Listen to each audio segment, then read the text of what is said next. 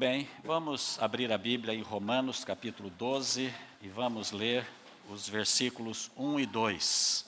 É tempo de mudar, é tempo de renovar. Fim de ano, olhamos para trás, vemos os acertos, ficamos felizes, vemos alguns erros, entristecemos-nos. No entanto, como vivemos na esfera celestial, como temos o Espírito Santo em nós, nós não ficamos parados, nós avançamos e queremos mudar para melhor. Queremos nos aproximar cada dia mais de Jesus, estarmos preparados para a sua volta. Romanos 12, 1 diz: Rogo-vos, pois, irmãos, pelas misericórdias de Deus, que apresenteis o vosso corpo por sacrifício vivo, santo e agradável a Deus, que é o vosso culto racional. E não vos conformeis com este século, mas transformai-vos pela renovação da vossa mente, para que experimenteis qual seja a boa, agradável e perfeita vontade de Deus. Todos nós temos esta responsabilidade, a renovação do crente. E a carta de Paulo aos Romanos é muito interessante, porque ele escreve de tal forma que ele queria que Jesus voltasse nos seus dias. Interessante que Paulo e os profetas, ao escreverem, não tinham a visão que temos da volta de Jesus. Não conheciam o percurso todo das profecias. Então eles pregavam e falavam como se Jesus voltasse naqueles dias. E ele queria que isso acontecesse. Ele escreveu aos Romanos, mas escreveu a nós também. A mensagem que foi importante para a igreja de Roma é importante para nós hoje aqui em Aveiro. E como é que era a igreja de Roma no momento que Paulo escreveu esta carta? Era composta de dois grandes grupos. O primeiro grupo era de judeus convertidos ao cristianismo.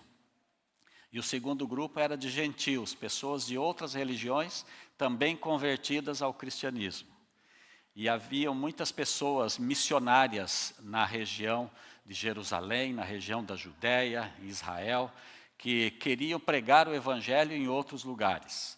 E tendo mudado por necessidade de trabalho, ou até turismo que faziam, depois passaram a viver em Roma. E lá então, esses missionários, tanto ex-judeus, agora cristãos, como ex-gentios, agora cristãos, eles fomentaram, através do Espírito Santo, o evangelismo de tal forma que várias pessoas aceitaram o evangelho em Roma. E o apóstolo Paulo, antes solto e depois preso, nos dois momentos era o motivador, era o organizador do evangelismo. E a igreja de Roma cresceu de uma forma maravilhosa. Só que os problemas apareceram também, a semelhança da igreja de Corinto, que havia muita confusão, em Roma também haviam problemas ali. Um deles é que eles estavam envolvidos mais com o emocionalismo do que com o conhecimento teórico e aceitação mental do evangelho, a responsabilidade de seguir Jesus, de obedecer às doutrinas, de seguir a Deus. Eles estavam mais no fervor do emocionalismo do que na razão. Isso porque tanto os judeus como os pagãos, os gentios, sacrificavam animais. E sabem que quando tinham que sacrificar na antiga religião animais, as mulheres, as crianças e os homens também ficavam muito sensibilizados e choravam muito. Era muito forte aquilo. E eles, como que, para compensar a ausência dos animais que eram sacrificados na antiga religião, eles criavam uma espécie de cântico, uma espécie de louvor, uma espécie de excitação emocional dentro da igreja. E Paulo falou assim: espere, porque as coisas não são assim. Paulo disse o que nós lemos aqui. Rogo-vos, pois, irmãos, pelas misericórdias de Deus, que apresenteis o vosso corpo por sacrifício vivo, santo e agradável a Deus, que é o vosso culto racional. Até o rei Manassés sacrificou um dos seus filhos. Vocês se lembram, né? Como influência dessa parte emocional do culto. E o que Deus está pedindo de nós é isso também. Paulo estava apelando para o sacrifício racional, porque o verdadeiro sacrifício já tinha sido feito. Jesus já tinha morrido. E pelo que parece, os romanos estavam dando mais ênfase à parte emocional do que à razão. Por isso, então, Paulo chamou a atenção nesses dois aspectos, para terem um culto pensante, racional, e também para mudarem de comportamento, mudarem de atitude. No Velho Testamento, Deus apareceu para Jeremias uma vez, isso está em Jeremias 18, vamos ler? Apenas 6 versículos. Deus apareceu para Jeremias e disse, olha, vai até a casa do oleiro e observe o que o oleiro está fazendo lá ao compor um vaso.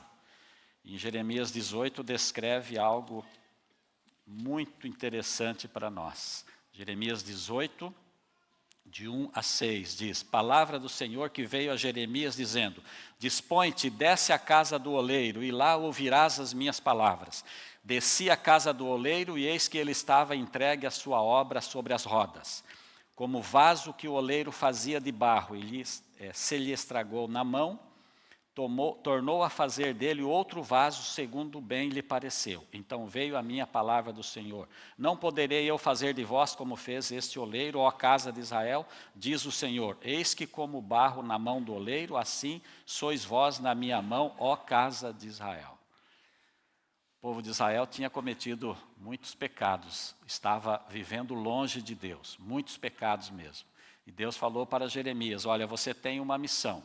Mas eu quero que antes de cumprir essa missão, vá até o oleiro e observe como ele está fazendo o vaso. E lá estava o oleiro fazendo o vaso, mas o vaso desfez-se, o barro desfez-se, caiu, e aí a Bíblia menciona que o oleiro fez de novo e compôs um vaso perfeito, um vaso bonito. Isso mostra que Deus quer transformar-nos também. Nós somos comparados ao vaso, né? A história das crianças hoje exemplificou muito bem isso. Um vaso que muitas vezes é imperfeito, um vaso ingrato, cheio de defeitos. Somos vasos pecadores, que nós precisamos ser refeitos pelo oleiro celestial que é Jesus, o nosso Senhor. E quando somos humildes, e reconhecemos os nossos erros e desejamos mudar, damos espaço para o Espírito Santo atuar em nosso coração, em nossa vida, nós sentimos a transformação. Crescemos na graça e no conhecimento de Jesus. E somos levados para o céu, mesmo estando aqui na terra. O que é que Deus espera de nós neste ano que está findando e para o ano que vem, né? Nessa hora de balanço, nessa hora de análise, de reflexão sobre a nossa vida espiritual. O que Deus espera de nós para o ano 2025, que logo vai ter início. Na terça-feira, às 5 da tarde, estaremos aqui para agradecermos a Deus. Deus espera que sejamos gratos a Deus, né? Portanto, reforço aqui o convite que já tem sido feito para aqueles que puderem e quiserem, poderão vir aqui para terminarmos bem este ano e começarmos bem também o ano 2025.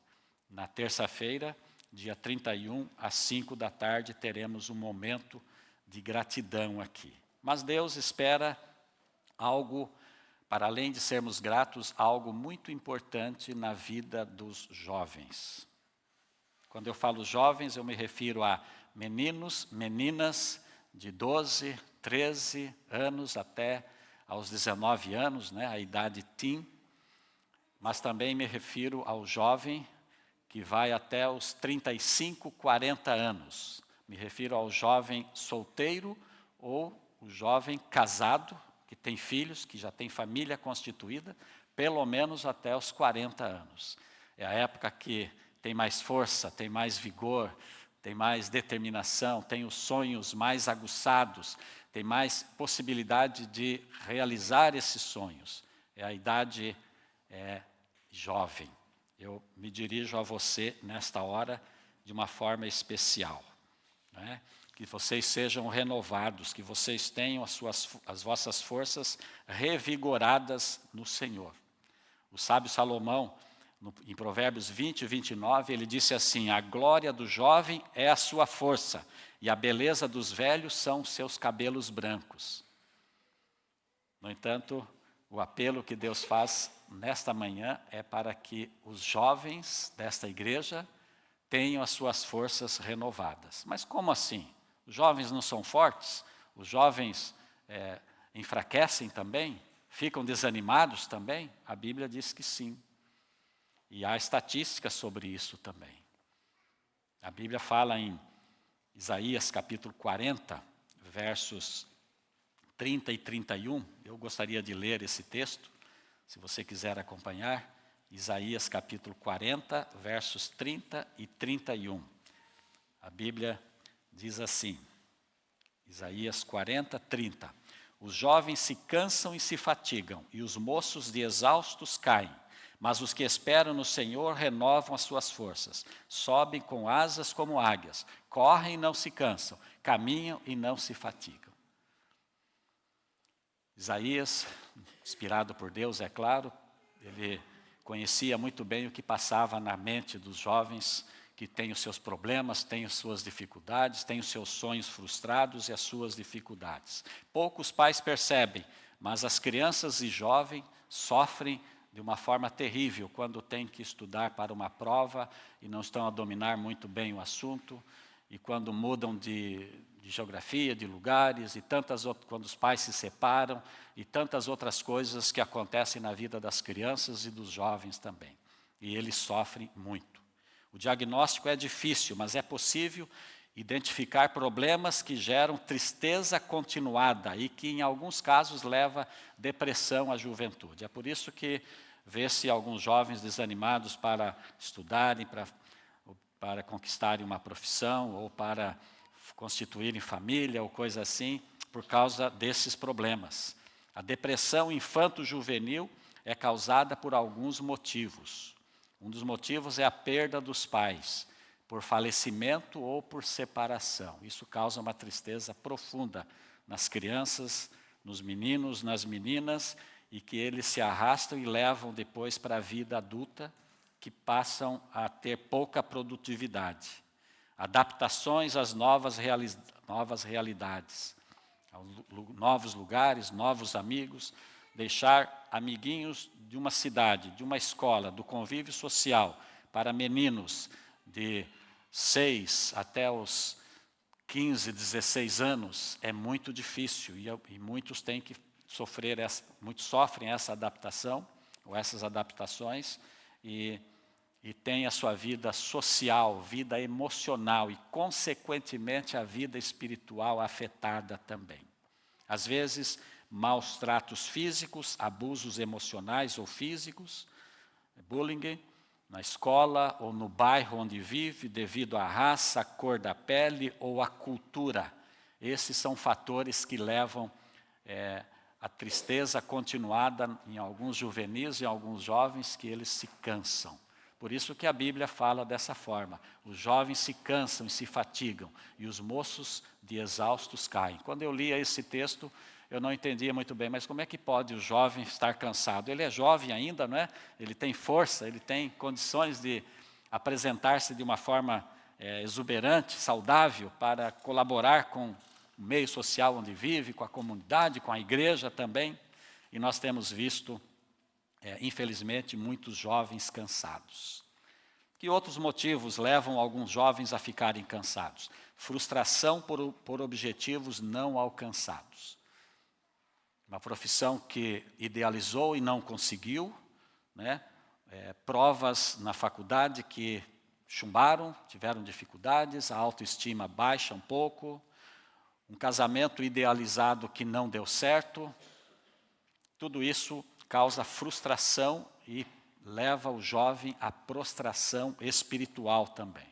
Um outro assunto é desejar antecipar as coisas. Há um conflito emocional muito grande. Eu costumo dizer, quando aconselho os jovens, quando converso com eles, em algumas situações, que até os 22, 23 anos é muito difícil um jovem pensar em casamento ou em ter a sua profissão já definida. É só depois dessa data se seguir um curso direitinho, escolar, sem muitas interrupções, para ter a sua formatura acadêmica até os 23 ou 24 anos. Antes disso, há problemas. E é por isso que muitos antecipam as coisas, avançam para além dos limites sociais e espirituais permitidos antes de terem os seus sonhos já concretizados e causam problemas. Agora eu trago aqui um outro assunto que é pertinente a todos nós, mas referindo-me especialmente aos jovens, nessa faixa, né? Jovens solteiros, jovens casados, até os seus 40 anos, pelo menos.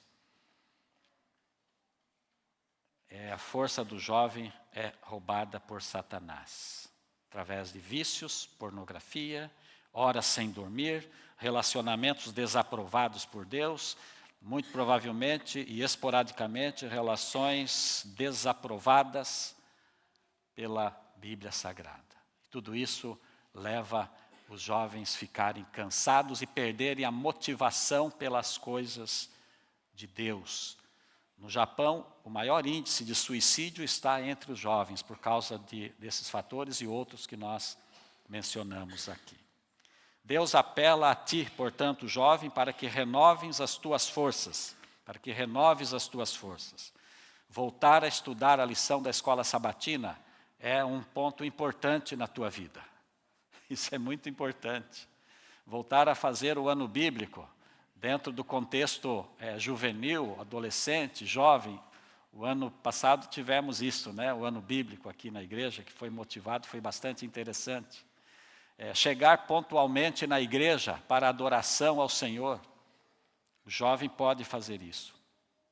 Também participar de encontros jovens, encontros de oração, onde o Espírito Santo possa atuar na tua vida, prezado jovem. Que você possa ter condições de renovar a sua vida do lado do Senhor. Que Deus possa dar a ti, jovem, forças para venceres as tuas fraquezas, as tuas dificuldades emocionais. Que ao estares com Jesus, possas encontrar-te com Ele a cada dia e viver de conformidade com a palavra do Senhor.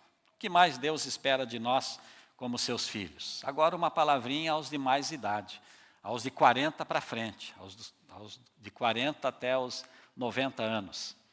Né? Acho que aqui não tem ninguém com mais de 90 anos. Temos na igreja? Não, então até os 90, os que estão presentes aqui. Uma palavrinha para nós também, os de mais idade, né? Que palavra que Deus tem para nós nesse final de ano, visualizando já o ano 2025 com as 365 páginas branquinhas para nós escrevermos. Ele espera que nós, os de mais idade, possamos renovar as nossas forças também. Eu estive de férias no Brasil 30 dias, foi muito bom, do calor para o frio. Chegamos já no dia 13, não é? E já readaptamos outra vez ao friozinho daqui.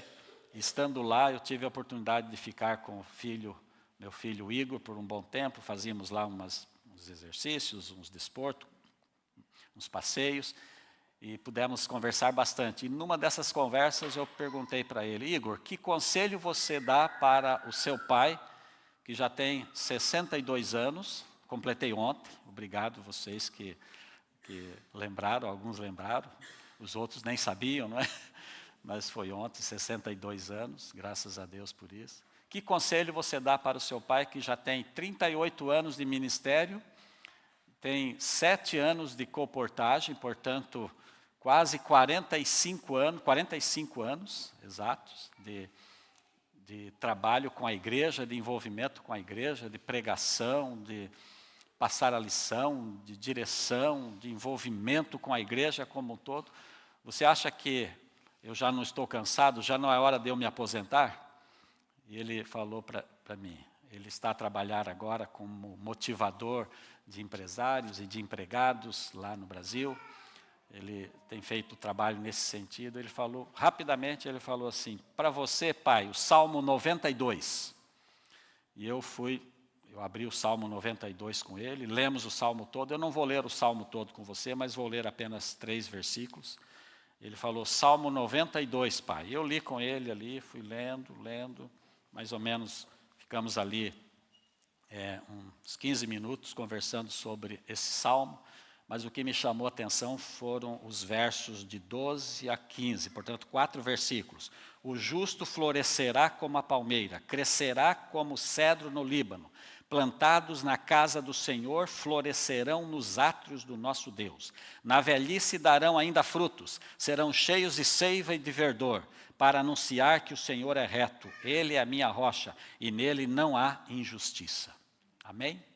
Ele leu comigo esse texto, e eu li também, e ele falou, leia especialmente os 2 últimos versículos, o 14 e 15, na velhice darão ainda frutos. E agora eu chamo a atenção de nós que temos mais de 40 anos, não é? Deus quer que nós renovemos as nossas forças, Deus não quer que nós paremos, que nós estacionemos o nosso carro e deixamos para os mais novos fazerem o trabalho. Deus pede de nós ação. Quando eu leio a vida de Caleb, eu vi que com 77 anos ele disse, dá-me esse monte. Foi e fez um trabalho por muitos anos. Quando vamos na vida de Abraão e de Sara, com quantos anos Abraão teve o seu início? Ele escreveu a sua história, 99 anos. E Sara, 90 anos. Nessa idade eles começaram. Eles achavam que tinham começado antes, cometeram muitas asneiras, muitos erros, mas começaram verdadeiramente confiando nas promessas de Deus, quando ele tinha 99 anos e ela 90 anos. Portanto, a idade não é desculpa para nós estacionarmos e deixarmos os outros mais jovens fazerem, não é? Portanto, prezados irmãos que aqui estão, que às vezes pensam que já cumpriram a missão, ainda não cumprimos. Quando é que nós cumprimos a nossa missão, realmente? Quando morremos só, não é? Se nós paramos antes do tempo, que mensagem que estamos passando para o nosso consciente? Que queremos morrer mais cedo. E ninguém quer morrer tão cedo, não é? Queremos passar dos 90 anos com a graça de Deus. E queremos que Jesus volte logo, não é mesmo? Que Deus possa abençoar os de mais idade dessa igreja. Nunca paramos para Deus, sempre temos trabalho para fazer, sempre temos pessoas para entregarmos um folheto, entregarmos um livro, convidarmos para virem à igreja, para receberem um estudo bíblico, sempre temos alguém para comunicarmos Jesus. Que possamos tomar essa decisão de, no final desse ano, vislumbrando pela fé o ano 2025, possamos escrever uma história mais positiva, mais feliz do que temos escrito neste ano. O que mais Deus espera de nós? Mais 2 coisinhas antes de terminarmos. Que perdoemos e esqueçamos as coisas más que nos fazem. Isso é importante, nós pensarmos nisso. Se não perdoamos, nós dormimos com o inimigo. Certo ou errado? Certo. E é verdade. Quem não perdoa vai dormir, fica pensando no inimigo o tempo todo. Vira para lá e para cá, o travesseiro não é macio, e há insônia, há problemas, e alguns precisam de medicamentos até por não perdoarem, não é? Perdoar é mais do que dinheiro, é mais do que trabalho.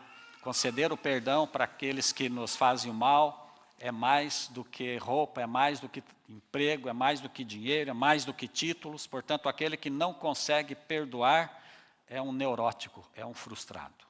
A psicologia diz isso e é mesmo. Jesus diz, Pai, perdoa-lhes, porque não sabem o que fazem. Lucas 23, 34. Perdoa-nos as nossas dívidas, assim como nós temos perdoado aos nossos devedores. Porque se perdoardes aos homens as suas ofensas, também vosso Pai Celeste vos perdoará. Se, porém, não perdoardes aos homens as suas ofensas, tampouco vosso Pai vos perdoará as vossas ofensas. Então, Deus apela-nos nesse final de ano para que reflitamos sobre esse aspecto muito importante da nossa vida.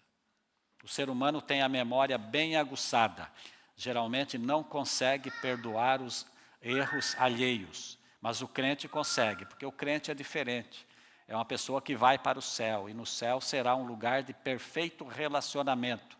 E aqui é o lugar de nós praticarmos a nossa vida celestial, não é?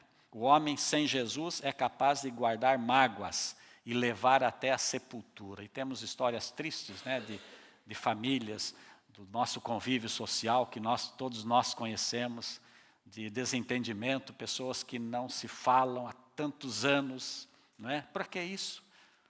Para que isso? Tiago 5,16 tem um texto lindo que diz: confessai, pois, as vossas culpas uns aos outros e orai uns pelos outros para serdes curados. Geralmente nós usamos esse texto quando fazemos a unção de um doente. E é o texto próprio para isso mesmo. Mas é curioso que normalmente nós confessamos os nossos pecados para Deus, não é? Mas o texto está dizendo para confessarmos uns aos outros. Então não há problema nenhum de eu confessar o meu pecado, a minha falha e pedir perdão, pedir desculpa para o próximo. E quando eu faço isso, o que acontece? Eu desbloqueio tudo de mal que há na minha mente, aquela mensagem de ódio, de rancor, de mágoa que envenena o meu coração é substituída pela paz, pelo perdão, pela alegria, pela satisfação de ter concedido perdão para aquela pessoa. É a relação mente-corpo, não é? É a relação que há entre a mente e o corpo que nós conhecemos muito bem. Deus apela-nos, portanto, para eliminarmos do nosso coração toda mágoa, toda amargura, ressentimento e decisão em não perdoar. Algumas pessoas, para além de não perdoar, decidem não perdoar mesmo que a pessoa faltante venha pedir perdão. Isso é o pior que pode existir na vida de uma pessoa. Não conceder o perdão, não é? Finalmente, o que mais Deus espera de nós no final desse ano, tendo 2025 diante de nós? O que Ele espera de nós? Decisão de mudar. Deus quer que tomemos essa decisão. Então agora nós podemos ver o que nós temos feito até aqui, que sabemos que está errado e continuamos a fazer ainda. Até queremos mudar, mas não tomamos a decisão de mudar ainda. Porque gostamos de ficarmos na nossa zona de conforto, talvez, ali, fazendo as mesmas coisas, que sabemos que nos distanciam de Deus. A Bíblia diz: e não vos conformeis com este mundo, mas transformai-vos pela renovação da vossa mente, para que experimenteis qual seja a boa, perfeita e agradável vontade de Deus. Eu li a história de uma menina chamada Diana, era uma aluna perfeccionista. Sabem que os que são perfeitinhos, os perfeccionistas, sofrem muito, não é? Não podem ver uma colherinha de chá na pia que tem que lavar, não pode ver a casa suja, um papelzinho que cai, tem que recolher, e sofre com aquilo se não recolher, né? Não consegue dormir sabendo que tem alguma coisinha na casa, ou no carro, ou no trabalho, e alguns são doentes em relação ao trabalho por serem perfeccionistas, né? Não conseguem dormir se não cumprirem aquelas 14, 15 horas por dia, enfim. Um dia da prova, na escola, essa menina pôs-se a chorar de uma forma inconsolável. Era uma menina de 7 anos. Por quê? Só porque tinha borrado o papel da prova. E Diana, então, com medo da professora, pediu se podia receber uma outra folha. A professora deu uma outra folha. Ela podia apenas ter posto um xizinho e um parentezinho, né? E usar a mesma prova. A professora deu. Sim, claro, pode pegar, Diana. E agora, então, ela sorriu feliz, né? Porque pôde fazer a prova num papel limpinho, sem estar borrado. O que isso quer dizer? É uma história simples, mas que ilustra muito bem, pode ilustrar muito bem a nossa vida também, não é? 2024 está no final, temos borrado nossa vida com A, B, C, com coisas desagradáveis, coisas que entristeceram o Espírito Santo, coisas que entristeceram a esposa, o esposo, os filhos, os irmãos da igreja, talvez, não é? Nessa hora passa um filme na nossa mente, né, de coisas erradas que porventura tenhamos feito e que só nós e Deus sabem, não é? Sabemos. Então é hora de recebermos, Deus está nos dando, dentro de mais 3 dias, Deus está nos dando um novo livro, né? Branquinho, para nós escrevermos a nossa história, uma história diferente, uma história positiva, uma história de amor, de esperança, de fé e de obediência à palavra de Deus. E Deus apela-nos para as jovens, aos de idade, a todos nós que aqui estamos, a nos colocarmos nas mãos de Deus. O que é que vamos escrever no livro que vai iniciar? Não é? Jeremias 3, 22 diz: as misericórdias do Senhor são a causa de não sermos consumidos, renovam-se cada manhã. Louvado seja Deus e graças a Deus, porque Deus olha para nós e não guarda mágoas nenhumas de nós. Ele nos ama. As misericórdias renovam-se cada manhã. Né? Cada dia temos uma nova oportunidade diante do nosso Deus. Portanto, pensemos nos erros cometidos nesse ano e peçamos ajuda a Deus para não praticá-los outra vez. Né? Esperamos demais para mudança. Esperamos demais para fazer o que precisa ser feito, num mundo que nos dá só um dia de cada vez, sem nenhuma garantia do amanhã. Enquanto lamentamos que a vida é curta, agimos como se tivéssemos à nossa disposição um estoque insondável de tempo. Esperamos demais para dizer as palavras de perdão que devem ser ditas às pessoas que precisam ouvir. Esperamos demais para colocar de lado os rancores que devem ser expulsos da alma. E esperamos demais para sermos gratos às pessoas e a Deus. Esperamos demais para levar ânimo, consolo e palavras de coragem e afirmação àquelas pessoas que precisam. E há tantas pessoas que precisam, né? E graças a Deus, Deus nos colocou num patamar superior, num degrau superior que podemos ajudar. Esperamos demais para sermos generosos, deixando que a demora diminua a alegria de dar espontaneamente. Esperamos demais para dar carinho aos nossos pais, aos nossos irmãos, aos filhos, aos amigos e aos irmãos da igreja. Para muitos, o daqui a pouco será tarde demais. Esperamos demais para enunciar as orações que desejamos fazer. Esperamos demais fazer as tarefas que estão esperando para serem cumpridas, para demonstrar o amor que talvez não seja mais necessário amanhã. Esperamos demais nas arquibancadas, nos bastidores, quando a vida exige de cada um de nós um papel no palco, na representação verdadeira e autêntica da vida. Deus também está esperando-nos pararmos de esperar, esperando nós começarmos a fazer agora tudo aquilo para o qual este dia, este ano e esta vida pede que realizemos agora.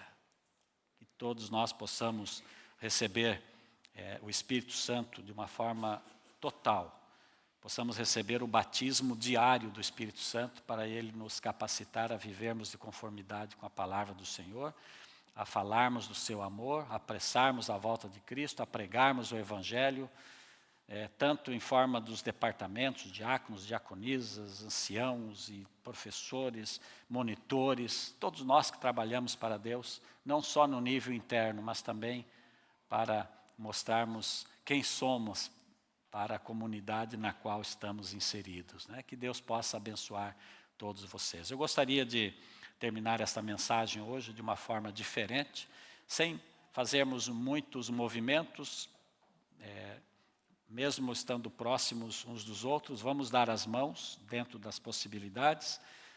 Temos as famílias reunidas, não é? Pais, filhos, se puderem juntarem-se nessa hora, poderão fazer também, que eu gostaria de fazer uma oração de reconsagração, uma oração de bênção para Deus abrir as portas para nós, para o ano 2025, que seja mais abençoado, que sejamos mais felizes do que fomos ou do que estamos sendo aqui neste ano. Vamos fazer essa oração de reconsagração antes do hino? Então vamos ficar em pé, dentro dos possíveis, e vamos dar as mãos.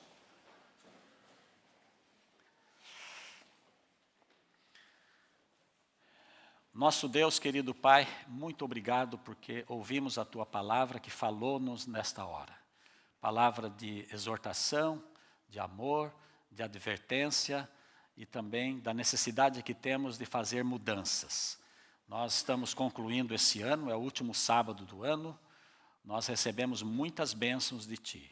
Nós crescemos esse ano, avançamos, mas também tivemos pontos negativos na nossa vida pessoal, talvez familiar, até a nível de igreja e de comunidade. Ao analisarmos, nós vemos que podíamos ter feito mais. Não fizemos tudo o que podíamos, no entanto, o Senhor nos perdoou, o Senhor nos perdoa, o Senhor nos revitaliza e nos aponta para um futuro melhor. Nos aponta para mais um ano que logo vai adentrar-se. Para este ano, rogo uma bênção especial para cada criança que aqui está, cada bebê. Que estes teus filhinhos, esses teus cordeirinhos possam ser instruídos da melhor maneira pelos pais, pelos monitores e possam crescer na graça e no conhecimento de Jesus. Possam tornarem-se o futuro da igreja. Abençoa os jovens que são o presente, que possam continuar contribuindo. Mas renova, Senhor, na Tua graça, misericórdia, as suas forças. A nós de mais idade, renova-nos também. Precisamos do batismo do Espírito Santo. Se ainda não oramos pelo Espírito Santo, hoje eu oro nesse momento para que sejamos batizados por Ele. Que o Senhor possa eliminar de nós toda a mágoa, todo o ódio, tudo que é mal. Que o Senhor possa plantar a natureza divina no nosso coração, onde há o verdadeiro amor, a paz, a paciência, a mansidão, o respeito de uns para com os outros, mas especialmente para com a Tua palavra, obedecendo o Teu mandamento. Abençoa, Senhor, como igreja que somos, o corpo de anciãos, corpo de oficiais de igreja, que juntos possamos usar os nossos dons, os nossos talentos para a edificação da Tua igreja e para a pregação do Evangelho. E que naquele dia, Senhor, possamos apresentar-nos e também as pessoas que o Senhor nos confiou como salvos e preparados para gozarmos a vida eterna, adentrando nas mansões celestiais. Dá-nos, Senhor, Tua bênção, um resto de sábado feliz e abençoado, em nome de Jesus. Amém, Senhor. Amém.